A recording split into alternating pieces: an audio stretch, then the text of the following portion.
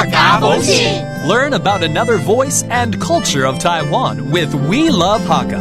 让我们来听听客家和世界上的节庆会碰撞出什么有趣的火花。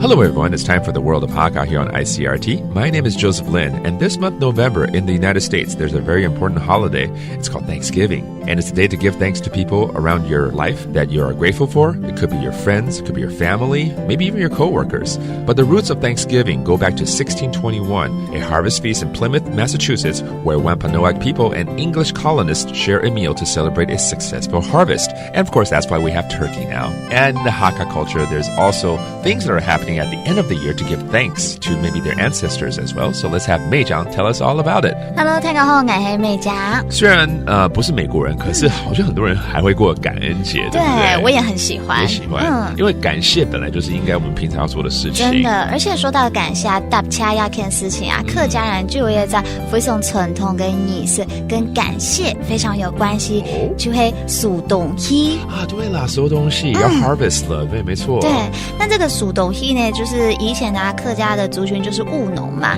那我们就会在秋收后冬藏之前呢，贴片呢干掐舔梯感谢天地祖先，表达这个仪式。那根据传统呢，他赶紧呢春天会贴片祈求讲风调雨顺，风调雨顺。是的，秋天就会酬谢神祖，感谢啊，希望鬼一年呢平安舒顺。那时候很特别，我们不是只有说哦谢谢天，谢谢地，爱用天天，我们嘎嘎夫妇就会准备三神、三生还有三片里贴片来做压榨仪式，而且因为说收东戏嘛，所以一定要有戏，就会贴片油枪黑板呢在田间演出，也是那时候的村民非常重要的舞咯。那随着时代的改变啊，还有散发给改变啊，现在呢不仅只是在庙城前面演出，可能还会办很多的市集啊，就像庙会一样，非常的热闹。其实也是称为客家的岁末盛典。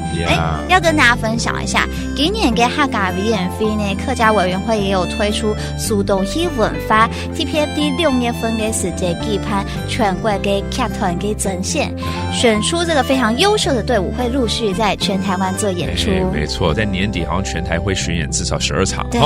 好，我们来教几个单词，包括这个收东西怎么说 ？How do you say the winter harvest play？ 数东西，数东西 ，and then to give thanks 要答谢，对不对？搭车，搭车 ，and then 刚刚有讲到祖先，阿公婆，阿公婆 ，that's ancestors as we give thanks to them as well. And there you have it, all about Thanksgiving. Thank you for listening. 什么大家？安子 say 张来了。